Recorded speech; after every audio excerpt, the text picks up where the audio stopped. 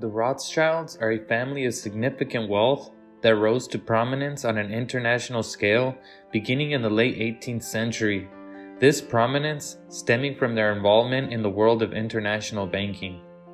The dawn of their meteoric rise can be pinpointed and traced back to a Jewish ghetto in 1710 in what is now known as Frankfurt, Germany, and formerly known as the Free City of Frankfurt in what used to be the Holy Roman Empire. However, we can go back even further in time to generations that existed before the family acquired its massive wealth. During the mid-16th century, ancestors of what we now know as the Rothschild family had already settled in Frankfurt. Isaac Elkanan Bacharach erected a building to house his family. This building was given the name of Rothschild, which meant Red Shield. At some point during their time living in said building, the family decided to use Rothschild as a surname. The family inhabited the building for about a century before moving, keeping Rothschild as a byname. The family lived modestly and in relative obscurity for a couple centuries before their rise to power, which began with Amschel Moses Rothschild, who was born to Moses Kalman Rothschild. Amschel owned a small shop where he traded goods and did currency exchanges. During these times, many Jews were unable to work other jobs. They were able to make a living lending money and doing currency exchanges because most other religions didn't allow their followers to dabble in such activities, as it was viewed negatively, leaving the door open for Jewish financiers to fill the gap.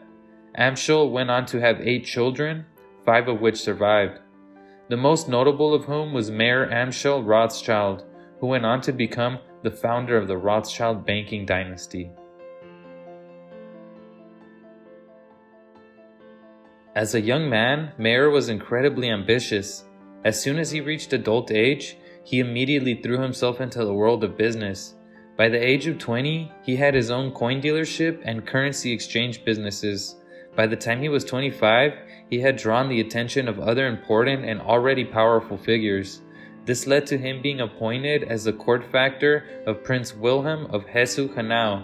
This meant he was in charge of several of his employer's financial dealings. Mayer, however, continued to maintain his own pursuits. He quickly became an avid antique dealer and coin trader. Mayer would create sales catalogs which would be given to his potential clients. In order to attend all of his clients, he created a mail order system where customers would be sent pieces they were interested in buying. They could then purchase whatever they wanted and send back the money and items that were left unpurchased. It is very important to note that at this time, the only such people interested in collecting arts, coins, and other rare items were those with wealthy backgrounds. This system is likely how Mayer was able to establish his network of contacts, which later went on to become important pieces of his international banking system.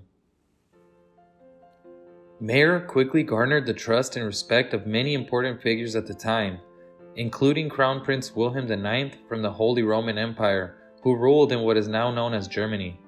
Mayer was responsible for the handling of Wilhelm's finances on an international scale. Not long after this, Mayer was beginning to issue his own large loans using funds from the Holy Roman Empire as backing.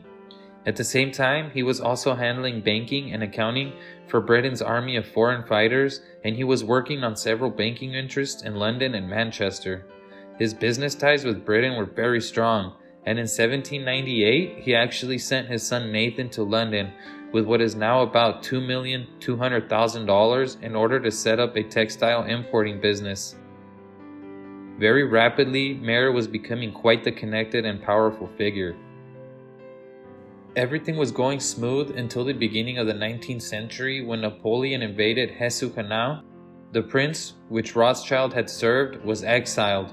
However, Mayer was able to weather the storm and even managed to profit off this invasion by importing goods despite a blockade by Napoleon. Mayer Rothschild had 5 sons. He made sure to pass on all his knowledge to each one. Firstly, Mayer had his son Nathan handling the family's banking interest in England, initially setting up the bank in Manchester and then moving it to London. He followed that up by sending another son, Jacob, to Paris in order to set up a banking branch there. His eldest son Amschel was at the time already in charge of the original branch based in Frankfurt. Mayer Rothschild died in 1812. His two other sons went on to form banking branches for the Rothschild house. Solomon Rothschild formed one in 1820 in Vienna, Austria, and Karl Rothschild formed another in Naples, Italy. These 5 sons went on to successfully further the family fortune and turn their branches into some of the most powerful banking institutions in Europe at the time.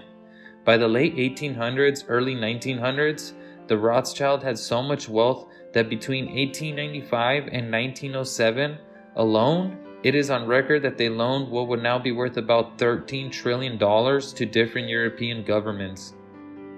What the Rothschilds had cleverly done was form an impenetrable financial empire. Unlike other families who lose their fortunes after local wars or invasions, the Rothschilds had their money constantly circulating through the world in the form of stocks, bonds, and debts. They had banking relationships with several empires ruling at the time. They also never revealed their wealth, as the power always remained within the family. Cousins would marry, and uncles and nieces would often marry as well. This banking model, with members in several different locations, was pioneered by the Rothschilds and quickly imitated by other banking families, many of which began working under the Rothschild umbrella. Despite all of the Rothschilds' preventative measures, they weren't immune to attacks on some fronts. The Rothschilds in Naples were dealt a heavy blow when King Francis II of Naples was deposed. The Rothschilds based in Naples left along with the king. They didn't receive the support they had expected from other Rothschild branches to help reinstate the king. Instead, the Kingdom of Italy was formed, and in 1863 the Naples branch was effectively closed down. Another setback was the death of Wilhelm Rothschild in 1901, leaving no one of trust to run the German branch of the Rothschild Bank. It was then shut down. No Rothschilds had banking interests based in Germany until the British Rothschilds set up a branch in Germany in 1989. With the beginning of the 20th century, many governments were beginning to implement new taxation systems. These new systems made it difficult for the different Rothschilds to operate as a single unit.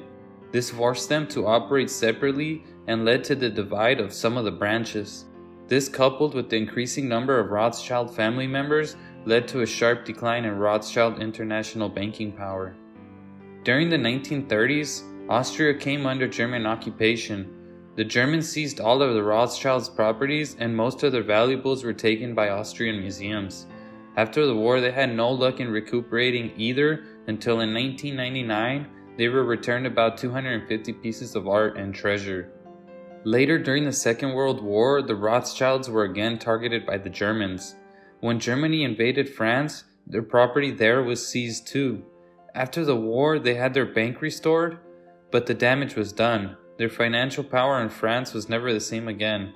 Another blow to the French Rothschilds was dealt when in 1982, the socialist government nationalized all of the Rothschilds' interests in France. The English branch was the only one to enjoy an environment where they were constantly allowed to thrive. They were even given the title of barons.